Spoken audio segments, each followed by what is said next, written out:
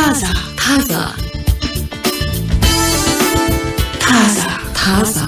ሰላም አድማጮቻችን እንደምናላችሁ ታዛ ፕሮግራም ጀመረ እስከናንተ ጋር አለን ትግስት በጋሻውና ጸገነት ላቀ ወሬዎችን መርጠን ተገኝተናል የብዙ ነገር ፋሽን አለ አሁን ዓለም ላይ ምን ነገሮች ፋሽን ሆነዋል ስንል ላይፍ ስታይል ራሱ ፋሽን የሆነባቸው ነገሮች አሉ አመጋገብ የአካል ብቃት እንቅስቃሴ አጠባበቅ ጉዞ በብዙ መንገድ እንደ ፋሽን የተያዙ ነገሮች አሉ እቃዎች ምን ገዛቸው እቃዎች የትኞቹ በጣም ፋሽንና ተፈላጊ ሆኑ የሚለውንም እና ያለን እንግዲህ ያው የኢንተርኔቱ ቴክኖሎጂ ዓለምን አንድ መንደር አድርጓል በደንብ አቀራርቧልና ሌላው ዓለም ላይ የታየው ነገር ሌላው ዓለም ላይ ይደገማል በደንብ መወራረስ አለ ምርቶች አገልግሎቶች በየዓለም ዙሪያ እንዲተዋወቁና ጥቅም ላይ እንዲውሉ ይሄንን መድረክ አመቻችቷል ኢንተርኔቱ ዓለም ስለዚህ ሙሉ በሙሉ ራሳችንን ዝቅ አላደረግን በስተቀር ሌላው ዓለም ላይ የታየው ነገር እኛ ጋር አይመጣም ማለት አንችልም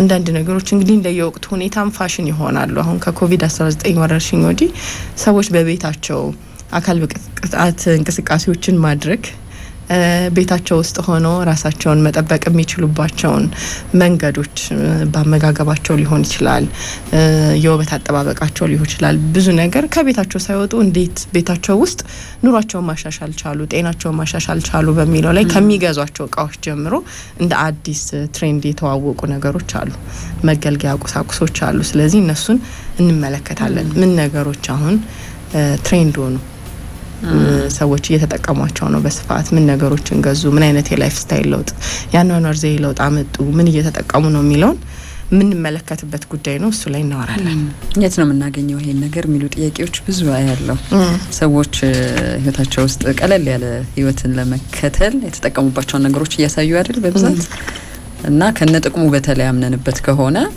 የት ነው ያለው የሚለው ጥያቄ እኔም ልሞክረው ወይም አንተ ባረከው መንገድ ላሻሽል ፈልጋለሁ ህይወቴን የሚል ነገር ይጠቁማል ብዙ ሰዎች ከሚጠያየቋቸው ነገሮች ውስጥ አንዱ ነው ያው የቃውን መግዛት ሱስ ብቻ እንዳይሆንብን ነው እንጂ ዞሮ ግን በደም ቢሆኑ ህይወታቸውን መቀየር የሚያሳዩበትን እንቅስቃሴ ያቀላጠፉባቸው ቁሳቁሶችን በደንብ ያስተዋወቁ ነው ሰዎች ራሳቸው የሚሸጧቸውም ከሌሎች ቦታ ያመጧቸውም በተለያየ መንገድ ከሀገር ውስጥ ከሀገር ውጪ ወጥተው ይዘውት የመጡትን ነገር ያሳያሉ እንደውም ከማያቸው ቪዲዮዎች ውስጥ አብላጫዎቹ ለምሳሌ ጂም ውስጥ ገብተው እንቅስቃሴ ያደረጉ ይሄንን እጅህ ላይ ያስካውን ነገር ነበር የምፈልገው የሚል ጥያቄ ለብቻው ይሄ እንቅስቃሴ ያደረክበትን መንገድ ሳይሆን ለምሳሌ ሰዓት የተቆጣጠረበትን መንገድ ሊሆን ይችላል አንዳንድ የውስጣዊ አካላችን የሚሰራበትን መንገድ ሪፖርት የሚያደርጉ ዲቫይሶች እየመጡ ነው ፈልግ ያጥቻለሁ የት ማግኘት እችላለሁ የሚሉ ሰዎችን አያለው ተረከዝን የሚያነጥር እንቅስቃሴ ለማድረግ ጂም ውስጥ የሚገቡ ሰዎች በጣም የተጠየቋቸው ጥያቄዎች ብዙ ያጋጠሙኝ ናቸው ሶሉን ለብቻ የሚገዙ ሰዎች አሉና አለ እንደተባለው የፈለግሽው ነገር አታጭም በጣም እሺ ሌላው ሀገር የታየው እኛ ምንም ሊቀርብን አይችል በደንብ በቃ ግዙልን ተብሎም ይላካል ሰው እኮ አሁን እንደውም ከደቂቃዎች በፊት ከዚህ ሀገር የሚመጣ ነገር አንድ ቃል አስቸግረው ነበር እቃው በጣም አስፈላጊ ስለሆነ ነው ለጤናዬ ይላል መድኃኒት ከሆነ እናመጣለን ሸክም ያለው ነገር ከሆነ ግን የሚል አስተያየት ይሰጣልና አይ እንቅስቃሴ የማደርግበት እቃ ነው ግን ከባድ አይደለም ምናልባት ቢያስከፍል እንኳን ክፍያውን መክፈል ይችላልው ይባባላሉ ወዳጆች ናቸው እንግዲህ ከካናዳ የሚመጣ እቃ ተብሎ ተጠይቀው ነው ምንድነው እንቅስቃሴ ለማድረግ የሚጠቅም ነው አላወኩት ለፊትነስ የሚሆን እንግዲህ ታዞላቸው አንዳንድ ዲቫይሶች አሉ አይደል በልዩነት ለዚህ ነገር ብቻ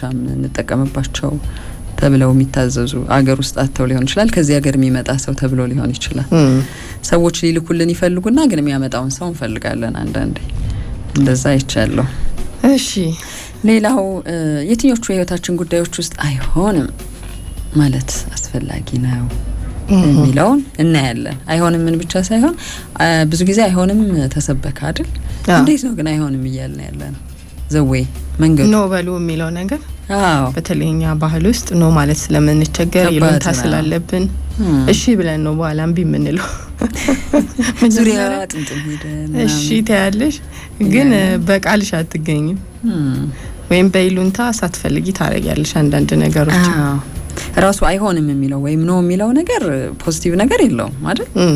በቃ ተቃራኒ ነገር ነው። ስሜትሽ ክልከላ አለበት። ራሱ ነው የሚለው ነገር እንዲከከበደ ምንልበት መንገድ መላላት ካልቻለ ግን ከባድ ነው። ሰዎች ምክንያታችንን ሳይሆን ነው ያልንበትን መንገድ አይምሮአቸው ውስጥ ሊያስቀሩ ይችላሉ። አይሆንም ያልንበትን ነገር የእልህ፣ የጸብ፣ የቁጣ፣ ሌሎችን የማሳነስ መንገድ የምናደርገው ከሆነ ስለዚህ አብረን ኖ የሚለውን የኑሮ ዘዬ የምንለማመድ ከሆነ እንዴት ነው ኖ የሚለው የሚለውን ማወቅ አስፈላጊ ነው። ኃላፊነት ስላለበት አይሆንም የሚለው ነገር ለራሳችን ጥቅም ብቻ ሳይሆን ለሰዎች ስሜትም ጭምር ማሰብ ስለሚሆን እሺ በጥንቃቄ ቢመራ እምቢ አይሆንም፣ አልፈልግም፣ አልመጣም፣ እሰይ የሚሉ መልሶች ጋር እንዳንሄድ ነው። ማን ይወዳል እሱንማ? እምቢ ለማለት እኮ እሺ ብለሽ በትህትና እምቢ ብለሽ ብትቀሪ ማለቷ ብቻ ይበቃል ትባያለሽ። እንደውም እንደዚህ አይነት መሸዋወድ ነው ያለው። ምን አለበት ላፉ እሺ በቃ እመጣለሁ፣ አረጋለሁ፣ እገኛለሁ ትያለሽ፣ ምንም ችግር የለም ትያለሽ፣ ግን የለሽ በሰዓት ውስጥ ተጠበቂ፣ በቃልሽም በቦታውም አልተገኘሽም። አይ እሺ ብላኝ ነበርኩ እሺ ብሎ ነገር በቃጥማት ነው በቃ ትባያለሽ። ራሱ ለምን ቀረሽም አትባይም እኮ እንደዚህ አይነት መሸዋወዶችና ማስመሰሎች አሉ። እሺ ትያለሽ አሳምረሽ። ለዛ ነው ይሄ ኖ የሚሉ ሰዎች የማይወደዱት። ትክክለኛና ቀጥተኛ ሰዎች ናቸው ብለን አንቀበላቸውም፣ ቶሎ እንቀየማቸዋለን እንጂ አስመስሎ ከሚቀረው ኖ ብሎ ያለውን ሰው ማመን ይሻላል። ስላልተመቸው ነው። ቢመቸው ወይም ቢመቻት ታደርግ ነበረ የሚለውን መቀበል ያቅተናል። እሺ ስለዚህ በእነዚህ ወሬዎች እንቆያለን። ከኛ ጋር ሁኑ። ታዛን ነው የምትሰሙት። ዓለም ላይ ብዙ ነገሮች ፋሽን እየሆኑ ይመጣሉ። እንግዲህ አንዱ የዓለም ክፍል ላይ ፋሽን የሆነው ነገር እዛው ሊቀር አይችልም አሁን። ምክንያቱም ዓለም አንድ መንደር እየሆነች ነው። ብዙ ነገሮችን በኢንተርኔት፣ በሶሻል ሚዲያ፣ በመዝናኛ አማራጮች አማካኝነት የምናይበት እድል በጣም ሰፍቷል። ስለዚህ ሌላው ዓለም ላይ ምን ተደረገ፣ ምን ተበላ፣ ምን ተጠጣ፣ ምን ተለበሰ የሚለውን ነገር እየወሰድን ነው፣ እየተጠቀምንበት፣ እየተገለገልንበት፣ እየተመለከት ነው እንገኛለን። ስለዚህ የትኞቹ ነገሮች በጣም ፋሽን ሆነዋል የሚለውን ስናይ በኑሮ ዜያችን ላይ፣ በአመጋገባችን ላይ ለውጥ ያመጣንባቸው ይሆናሉ ማለት ነው። በጣም ፋሽን ከሆኑት ነገሮች ውስጥ ለምሳሌ የመጠቀሚያ ቁሳቁሶች ኤር ፍራየር አንዱ ነው። ኤር ፍራየር ብዙ ጊዜ አሁን በዘይት መጥበስ ጥሩ አይደለም። በፈላ ዘይት ውስጥ ቺፕሶችን መጥበስ፣ ዶሮ፣ አሳ የመሳሰሉ ነገሮችን ጣብሶ መስራት ጤናማ አይደለም በሚል ሰዎች ኤር ፍራየር ውስጥ እንግዲህ ድንች ቀባቀባ አድርገው ወይ የሆነ ነገር ከተው አውጥተው ወዲያው በስሎ መጠቀም ይችላሉ። እንዲሁም ኦቨን የሚሰራውን ብዙ ነገር ኤር ፍራየር መስራት ይችላል እንደምንጠቀመው መጠን ማለት ነው። እና የተለያዩ የኤር ፍራየር አይነቶችም ይተዋወቃሉ። ይህንንም ደግሞ እንግዲህ ሶሻል ሚዲያ ላይ እንደዚሁም ከላይፍ ስታይል ጋር በተገናኘ ምግብ ከማብሰል ጋር በተያያዘ የሚሰሩ ሰዎች እነዚህን እቃዎች በደንብ እያሳዩቸው ይገኛሉ። ሌላ የኢንዶር ፕላንቶች ናቸው። ከቁሳቁስ ጋር በተያያዘ ኤር ፍራየር አለናል። የሮቦት የቫኪዩም ክሊነርም ከቤት ጽዳት ጋር በተገናኘ በጣም የሰዎችን ህይወት ቀላል አድርጓል። ስለዚህ እነዚህም የብዙ ሰዎች ቤት ውስጥ እየገቡ የበለጠ ህይወታቸውን እያቀለሉ ይገኛሉ። የእቃ ማጠቢያ ማሽኖች አሁን እንደ ልብስ ማጠቢያ ማሽን ህይወታችንን ምን ያክል እንዳቀለለ እናውቃለን። የእቃ ማጠቢያ ማሽንም የብዙ ሰዎች ህይወት እያቀለለ ነው የሚገኘው። እቃ ሲፈትጉ አይውሉም ሰዎች። ሌላ ኢንዶር ፕላንቶች ናቸው፣ ቤት ውስጥ የሚቀመጡ አትክልቶች። ይሄ በጣም ፋሽን የሆነ ነው። በተለይ ይሄ ላይፍ ስታይላቸውን የሚያሳዩ ሰዎች በተለያየ ቅርጽ፣ መጠን ቤታቸው ውስጥ የሚያስቀምጡበት ቦታ በጣም ውበት ይሰጠዋል ቤቱ። በፊት አርቲፊሻል የሆኑ አበቦች ነበሩ የሚተዋወቁት አይደለ የለመድናቸው። አሁን ግን ራሱ በቃ ቤት ውስጥ መቀመጥ የሚችሉ ህይወት ያላቸው ተክሎች እየመጡ ነውና ይሄንንም ብዙ ሰዎች እኛም ሀገር ላይ እየተጠቀሙት ይገኛሉ። ባለመዓዛ ሻማዎችና ሌሎች ደግሞ ይሄ ቀስ ብለው እየተነኑ የሚሸቱ ለቤት ጥሩ መዓዛ የሚሰጡ ደግሞ ሽታ ያላቸው የቤት ውስጥ ሽቶዎች አሉ። እነሱም እንደዚሁ ፋሽን የሆኑበት ነው። ከውበትና ራስን ከመጠበቅ ምርቶች ጋር በተገናኘ የኮሪያን ስኪን ኬር ምርቶች አሁን በደንብ እየተዋወቁ ይገኛሉ። የኮሪያ ስኪን ኬር ምርት አንዱ ዝነኛ ያደረገው ምንድነው? የኮሪያ ፊልምና ሙዚቃ ነው አንዱ። ከዚህ በፊትም አውርተናል በስፋት ለምን ዝነኛ ሆኑ ሲባል በኮሪያ ፊልሞችና ሙዚቃ ውስጥ የአክተሮቻቸው ሴቶቹም ወንዶቹም የፊታቸው ውበት ጥራት በጣም ብዙ ነገር የሚያሳይ ነውና ሰዎች እየተማረኩ ምንድነው ሚስጥሩ የሚለውን ነገር እያዩት እነሱም ደግሞ በየጊዜው አዳዲስ ነገሮችን እየፈጠሩ በተለይ ከዋጋ ጋር በተገናኘ ደግሞ በጣም አፎርደብል የሆነ ተመጣጣኝ የሆነ ዋጋን ይዘው እየመጡ ሰዎች በቀላሉ ገዝተው ውበታቸውን መጠበቅ የሚችሉባቸውን ምርቶች ዓለም ላይ እንዲታወቅ እንዲስፋፋ ማድረግ ችለዋል እና የሚጠቀሟቸው ግብአቶች ደግሞ ለየት ያሉ ናቸው። ያ አንዱ ፋሽን ሆኗል። ሰንስክሪን እና ሞይስቸራይዘርም አሁን ያንተን አንዱ ይሄ የውበት መጠበቂያ ምርቶች ጋር በተገናኘ ያለው ግንዛቤ መጨመር ነው። የቆዳ ላይ የሚሰሩ ደግሞ ሐኪሞች ባለሙያዎች ደግሞ በደንብ ራሳቸውን ማስተዋወቅ ጥቅሞቹን ማስተዋወቅ መጀመራቸው ሰዎች የቆዳ ጤንነታቸውን እንዴት መጠበቅ አለባቸው ሲባል እነዚህ ምርቶች በደንብ ቦታ አግኝተዋል። ስለዚህ አሁን ላይ በተለይ ከተማ ላይ የሚኖሩ ሰዎች ሰንስክሪን ሳይቀቡ አይወጡ አስፈላጊ ነገርም ነው።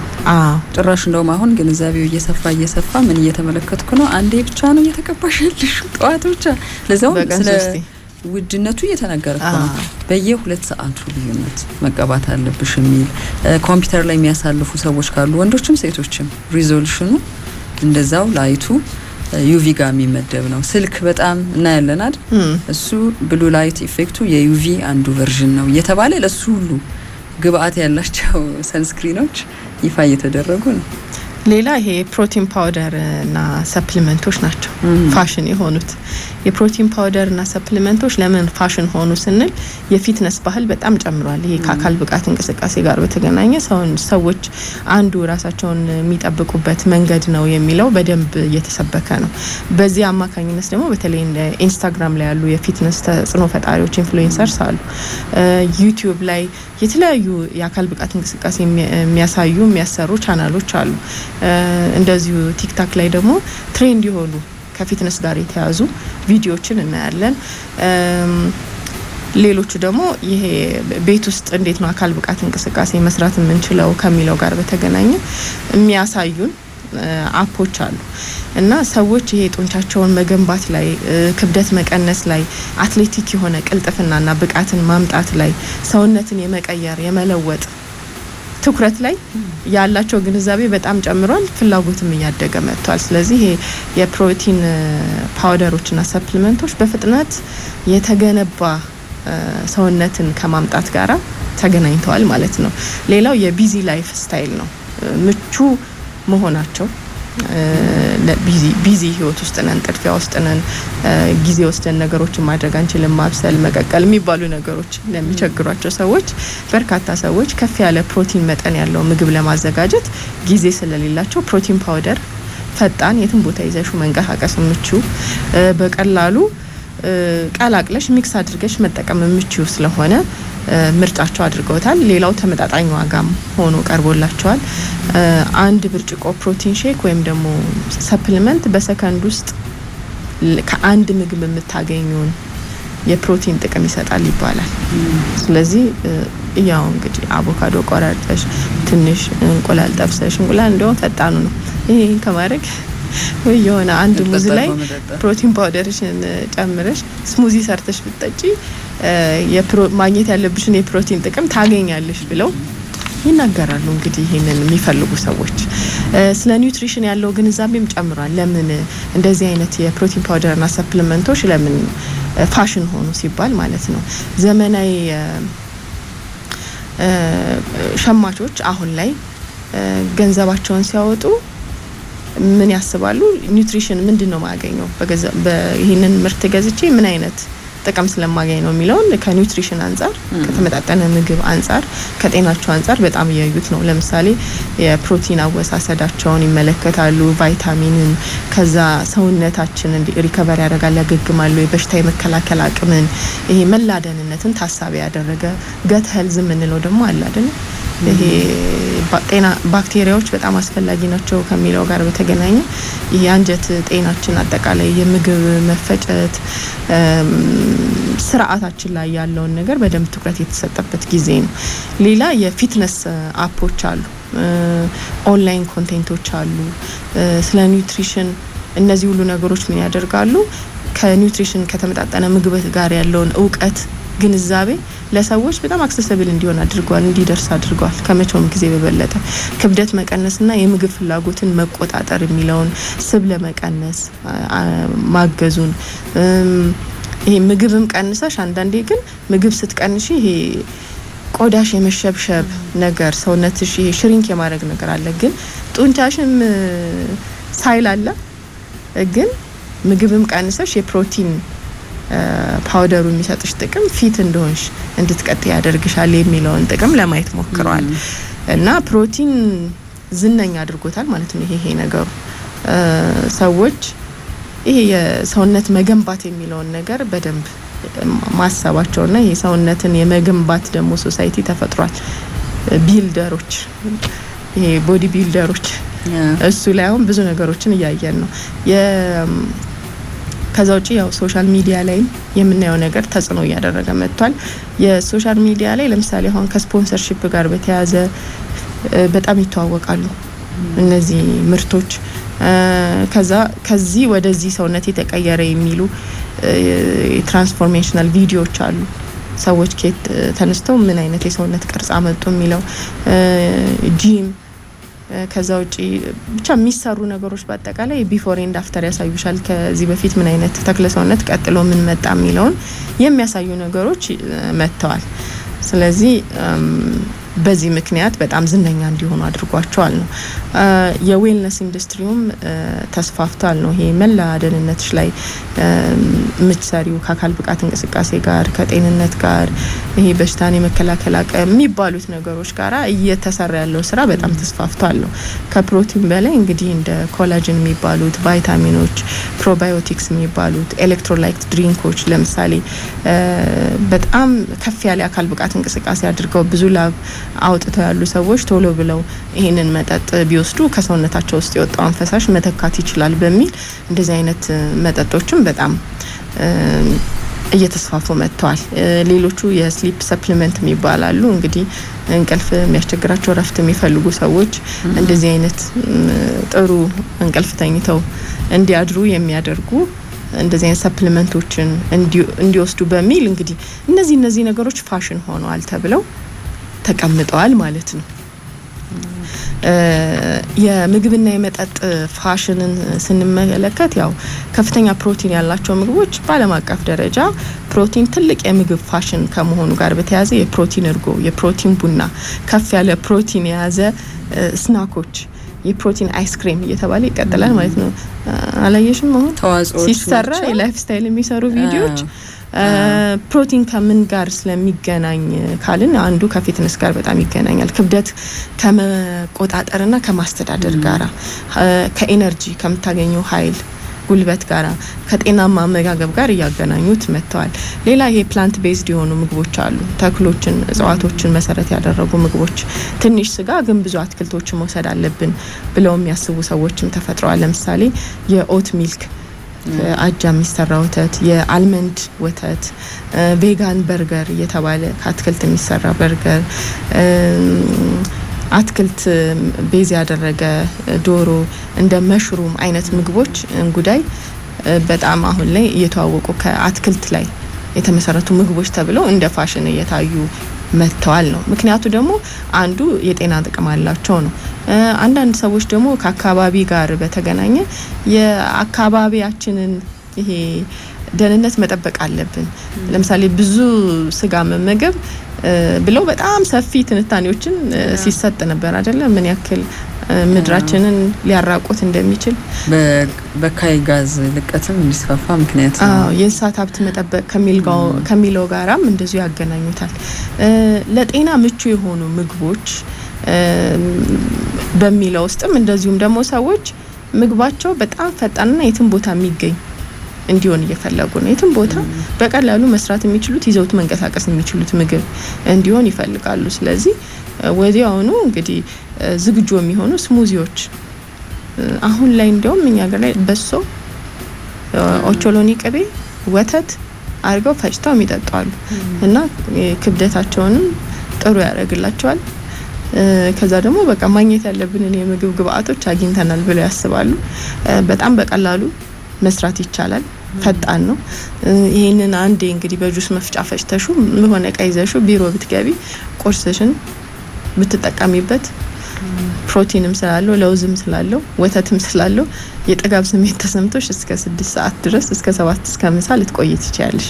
እንዲህ አይነት አመጋገቦችን ሰዎች ስሙዚዎችን እየፈለጉ ነው እና ከዚህም ጋር በመገናኘቱ ምክንያት ሰዎች እንደ ፋሽን እየተከተሉት ነው ተብሏል። የኮሪያ ምግቦችም እንደዚሁ ዓለም ላይ በጣም ፋሽን ሆነዋል። የሶሻል ሚዲያውና የራሳቸው መዝናኛ ኢንዱስትሪ ዝነኛ ኪሚቺ የሚባል ምግብ አላቸው። የኮሪያ የተጠበሰ ዶሮ አለ። ሌሎችም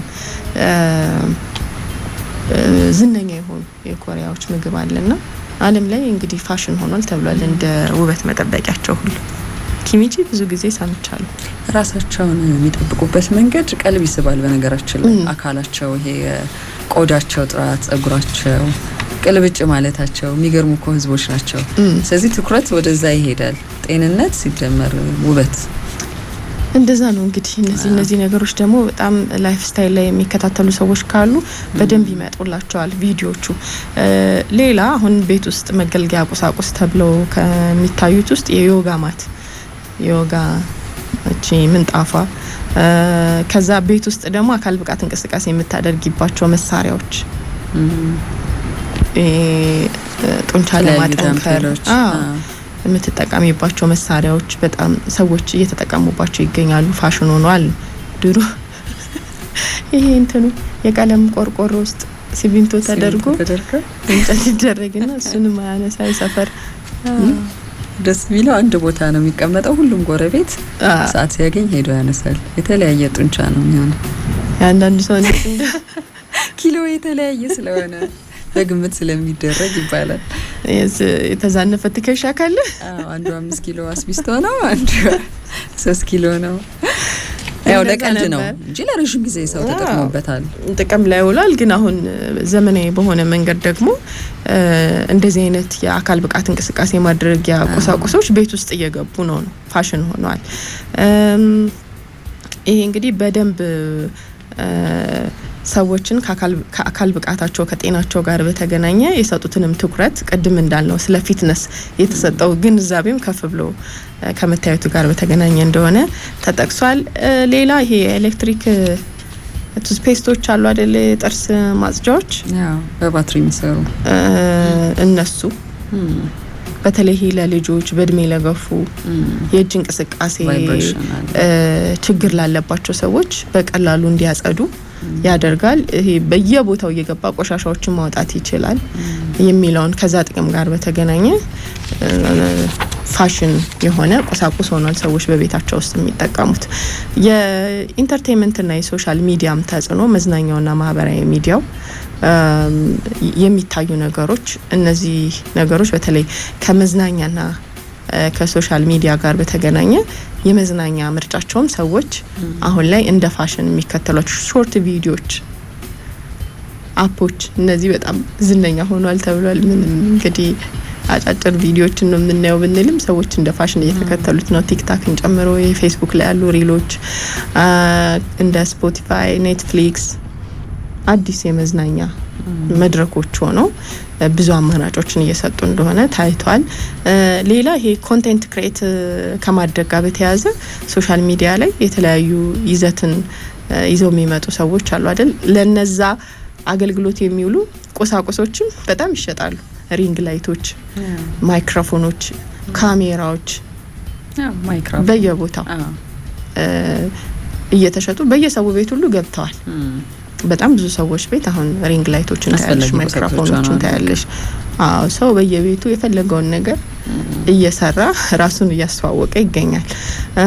ከትራንስፖርትና እንቅስቃሴ ጋር በተያያዘ ለምሳሌ ኤሌክትሪክ ስኩተሮች፣ የኤሌክትሪክ ብስክሌቶች እነዚህ በጣም ፋሽን የሆኑበት ነው። የሃይብሪድና የኤሌክትሪክ ተሽከርካሪዎች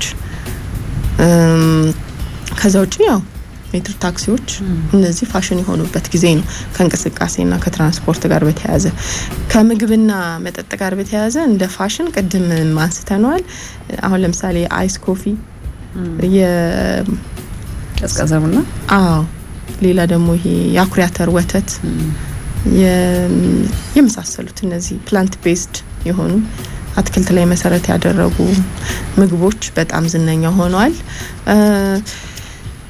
ከዛ ውጪ የዓለም ላይ በጣም ዝነኛ የሆኑ ነገሮች ብለን ስናነሳ ለምን ሰዎች ፍላጎታቸው እየጨመረ መጣ ሲባል ምቾትን እየፈለጉ ነው። ከዛ ውጪ ከምቾት ጋር በተገናኘ ቴክኖሎጂው የሚሰጣቸውን የተለያዩ ጥቅሞችንም ማግኘት ይፈልጋሉ። አካባቢን ያገናዘቡ ምርቶች እነዚህ ላይም ትኩረት እየተደረገ ነው። መላደንነት ላይ ያተኮሩ ይሄ ምንድነው ዌልቢንግ ምንለው ነገር በደንብ እየተነገረ ይገኛል። ሰዎች ማስጠበቅ አለባቸው ከሚለው ጋር በተገናኘ በአመጋገባቸው በአኗኗር ዘያቸው ለውጥ ማምጣት የፈለጉበት ጊዜ ነው ተብሏል። ከፍለሽ የምታገኛቸው አገልግሎቶችም በጣም እየጨመሩ መጥቷል። ለምሳሌ የራስሽ የሆነ የምግብ ፕላን ከፈለግሽ አንድ ስነ ምግብ ባለሙያ ጋር ሄደሽ የራስሽ ምግብ ይዘጋጅልሻል። የተዘጋጀልሽ ምግብ ይዘሽ ቢሮሽ መሄድ ትችላለሽ። ቤትሽ ድረስ ሊመጣልሽ ይችላል። በዛ መሰረት እንግዲህ በሳይንሳዊ የሆነ አመጋገብን እንድትከተይ ይደረጋል ማለት ነው። የስሜት ደህንነት የማስጠበቅ ፈልጋለሁ ብቲ እንደዚሁ በዚህ ዙሪያ ያሉ ባለሙያዎች ሰብስክራይብ አድርገሽ ማለት ነው ከፍለሽ የሚሰጡሽ አገልግሎቶች ጨምረዋል። አንዳንዴ በጣም ያስተዋውቁሽና አንዳንድ ድረገጾች ላይ ብዙ ነገሮችን ያው መጨረሻ ላይ ክፈይ ይሄን ያክል $1 ይላል ውጤቱን ለማግኘት። የምትሄጂበት መንገድ አጓጊ እንዲሆን ነው። ማለት ፍንጭ ይሰጡሻል ምን አይነት ጥቅም ልታገኝ እንደምትቺ። ግን ያው መጨረሻ ላይ ዝም ብሎ የምታገኘው አገልግሎት እንዳልሆነ ታውቂያለሽ። ሁሉም ነገር በክፍያ እየሆነ መጥቷል ማለት ነው። ስለዚህ ሰብስክራይብ በሰብስክሪፕሽን አማካኝነት የሚገኙ የተለያዩ አገልግሎቶችም እንደዚሁ እየጨመሩ መጥተዋል፣ ፋሽን ሆኗል ነው። ከዛ ውጪ አሁን ለምሳሌ በቀጠና ደረጃ ካየነው እንደ ትሬንድ ምስራቅ እስያ ላይ የውበት የቴክኖሎጂ ከቴክኖሎጂም የጌም እና ሌሎች ደግሞ የቴክኖሎጂ የተለያዩ መሳሪያዎች በጣም ፍላጎት አለ ወይም ደግሞ እንደ ፋሽን የሚታዩበት ነው። አፍሪካ ላይ ስማርትፎኖች ተብሏል፣ ስማርት ስልኮች። ከዛ ውጪ የሞባይል ፔመንት ትሬንድ ሆኖ የመጣበት ጊዜ ነው፣ በስልክ ክፍያዎችን መፈጸም።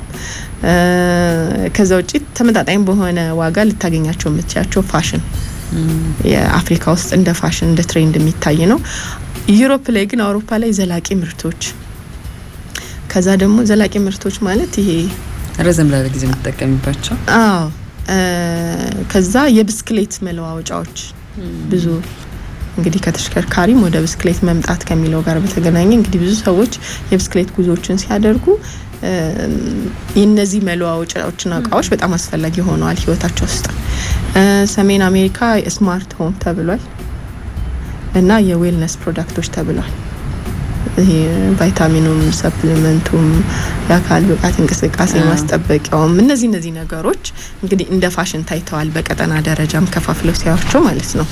እነዚህ እንግዲህ ዓለማችን ላይ በጣም ዝነኛ የሆኑ ያመጡ በብዙ የዓለም ክፍሎችም እንግዲህ ፋሽን ናቸው የተባሉትን ነገሮች ለመውሰድ የላይፍ ስታይል ጉዳይም ስለሆኑ አብዛኞቹ በቤታችን የምንገለገልባቸው ቁሳቁሶች ስለሆኑ እየታወቁ የመጡ ናቸው ተብሏል። ቅድም የጠቀስነው ነው። ምክንያቱ እንግዲህ ሶሻል ሚዲያው መዝናኛው ሁላችንም ማግኘት የምንችልበት መድረክ ተመሳሳይ የሆነ ከመምጣቱ ጋር በተያያዘ መተዋወቅ ችለናል የሚለውን ያሳያል።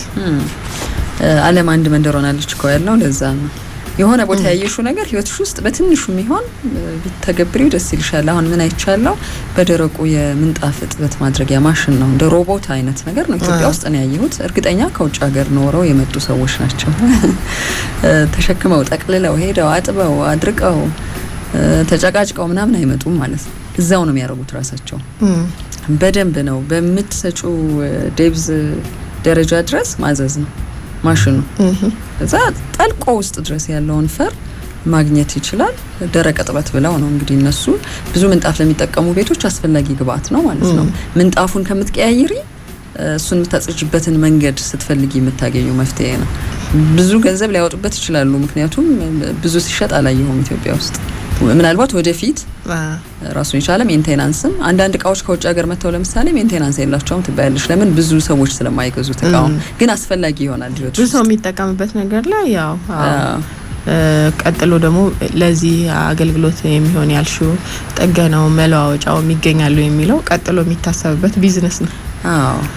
እንደዚህ አይነት እቃዎች አሉ። አንዱ ቤት ተሞክሮ ደግሞ ይሄን አቅልሎልኛል የተባለው ነገር በቀላሉ መታየት ይችላል። አሁን ሰዎች ያሳያሉ ቤታቸው ውስጥ ያለው ለውጥ። ሌላው ከምግብ ጋር በተገናኘ ያለውን ትሬንድ ፋሽን ስናይ ምግብ አሁን ላይ የጣዕም ጉዳይ ብቻ አይደለም ነው። ምግብ የምቾት ጉዳይ፣ የውበት ጉዳይ፣ የጤና ጉዳይ፣ የማንነት ጉዳይ እንደዚህ እየሆነ መጥቷል። ስለዚህ አሁን የምግብ አቀራረብን ካየሽ ከውበት ጋር በተገናኘ በጣም ነው የሚጠበቁበት አይደለ?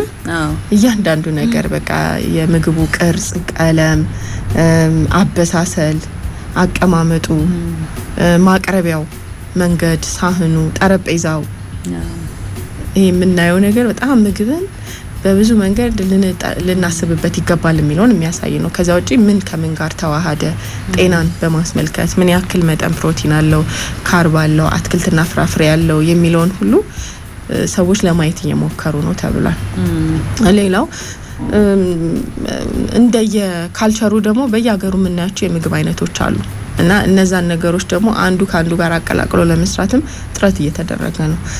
ያለሽበት አካባቢ ላይ ብቻ ያለው ምግብ ሳይሆን እስቲ ከዚህኛው ካየሁት ጋራ እኔ አካባቢ ያለው ምግብ እንዴት አንድ ላይ አድርጌ ቀላቅዬ ቆንጆ ምግብ መስራት እችላለሁ የሚለውንም ሰዎች አሁን እያስተዋወቁት ይገኛሉና እነዚህ ነገሮች በደንብ ፋሽን እየሆኑ መጥተዋል። ማሳየትም ማየትም አለበት ውስጥ። ሌላ እንግዲህ እነዚህ የኤሌክትሮላይት የሚባሉት መጠጦችን በጣም ፋሽን ሆኗል። ለምሳሌ ኮኮናት ውሃ፣ የኤሌክትሮላይት ፓውደሮች፣ እነዚህ ነገሮች በጣም ዝነኛ የሆኑ መጠጦች ናቸው ተብለዋል። የሆነ ሱፐር ማርኬት ውስጥ ገብተሽ ፍሪጅ ብትከፍቺ የምታገኛቸው መጠጦች እንደሆኑ ተገልጸዋል። ቡናማ ታዩ በቃ ቡና በአይነት እየሆነ ነው አይደል? እኛ እንግዲህ በጀመና ፍልተን ነው እየጠጣን ያለ ነው። በስኒነን አሁንም እና ስፔሻሊቲ ኮፊ የሚባሉ የቡናን ባህል በመላው ዓለም እያደገ እንዲመጣ ያደረገም ነው። በጣም ይሄ ቀዝቃዛ ቡና አይስ ኮፊን ጨምሮ ማለት ነው። ከዛ ውጪ በተለያየ ቃና የሚሰሩ ቡናዎች እነዚህ ነገሮች ቡናን የምንጠጣበትን መንገድ ቡና የምናፈላበትን መንገድ እየቀየሩት መጥተዋል። ልክ እንደ ወተት አሁን ወተት ሲፈላ ጨጓራዬን ያመኛል የሚሉ ሰዎች አሉ። አቀዝቅዘው ይጠጣሉ። የተለያየ መንገድ ይጠቀማሉ። ክሬመር የሚጠቀሙ ሰዎች አሉ። ምን አይቻለሁ አይስክሬም ቤት ወደ ሴምሲ አካባቢ ኮፊ አይስክሬም ነው ፍሌቨሩ ሳይሆን ራሱ ኮፊው ነው። ትንሽዬ ብቻ ኮኮናት ነው የሚገባው። ስለዚህ በቀዝቃዛ መንገድ ተጠቅመሹ ለህፃናት አይመከርም። ምክንያቱም ውስጡ ምን አለ? ካፌን አለ። ነርቨስ ነው የሚያደርጋቸው ትላንት ካለው ነገር ጋር። ለአዋቂዎች ግን ትኩሱን ቡና ሻይ መጠጣት የማይፈልጉ ግን ለእርካታውም ለፍሌቨሩም ላቀራረቡ ያንን ምርጫ የሚያደርጉ ሰዎች ይኖራሉ።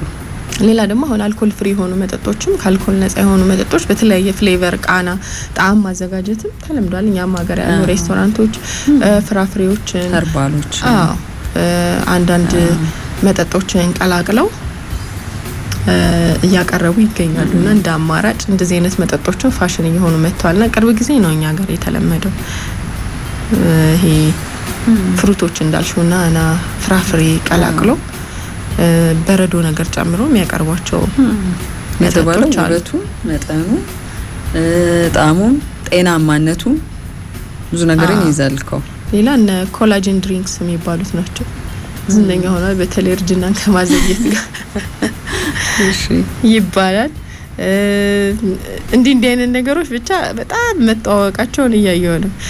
ማስታወቂያውም ያው እንግዲህ ሶሻል ሚዲያ ላይ የምታዩ ግን አንዳንድ ነገሮች ያው ፋሽን ስለሆኑ ብቻ ሳይሆን ማጣራት የሚፈልጉ ነገሮች አሉ። ደግሞ መጠኑ በምን ያክል አግባብ ነው፣ እንዴት ነው ደግሞ የምንሰራው፣ ይሄ አፕላይ ስናደርገው እንዴት ነው የሚለውን ከውበትም ከጤንነት አሁን ስለ ኮላጅን ሲነገር ምንድነው ሰውነታችን ውስጥ በበቂ ሁኔታ አለ የሚገኝ ፕሮቲን ነው ኮላጅን። ግን ያው ለምን ይጠቅመናል? ለቆዳችን፣ ለጸጉራችን፣ ለጥፍራችን፣ ይሄ ለመገጣጠሚያዎች፣ ለአጥንት እና የሶፍት ቲሹ የሚባሉ ሰውነታችን ላይ ያሉት ለነሱ በጣም ጠቃሚ ነው። ግን ሰዎች እድሜያቸው እየጨመረ ሲመጣ በተፈጥሮ የሚመረተውን ኮላጅን እየቀነሰ ይመጣል ነው ቀስ በቀስ።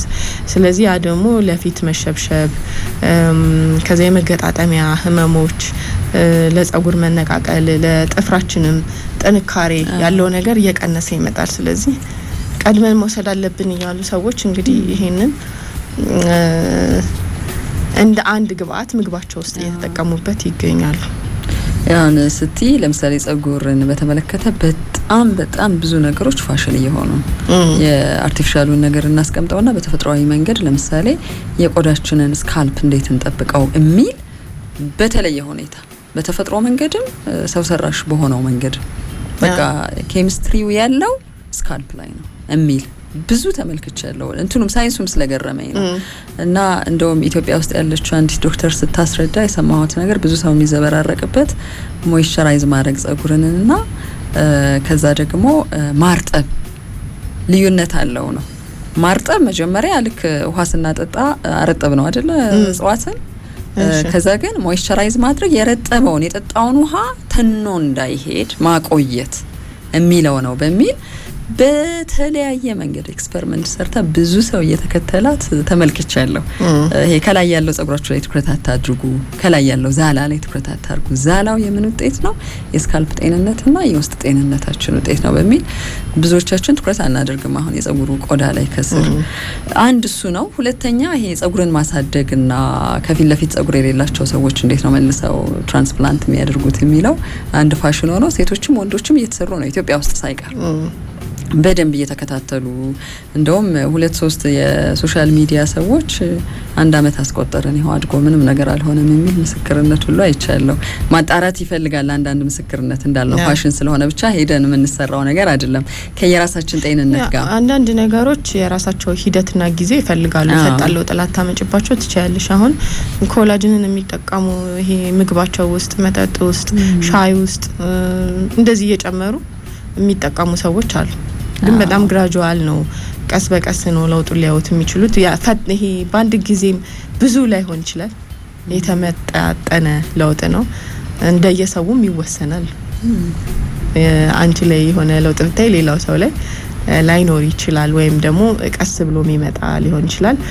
ተአምራዊ የምትዩ ምርት አይደለም። አንዳንዴ እንደዛም አድርገው ለማስተዋወቅ ሲሞክሩ ይታያል። ግን በአጠቃላይ የምግብ ይዘቱ ኒውትሪሽኑ ሲታይ ቆንጆ ነው ተብሎ የሚነገርለት ነው።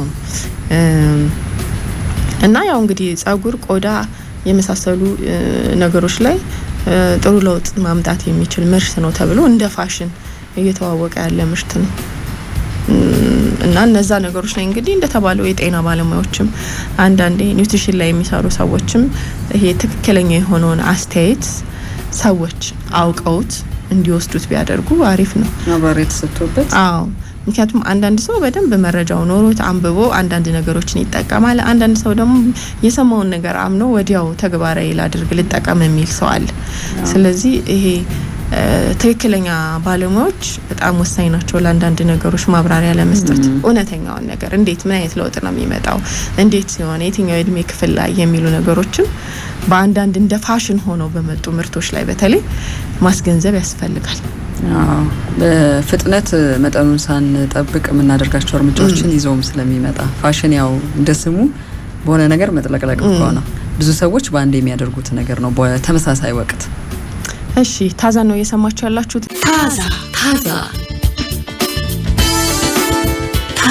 ታዛ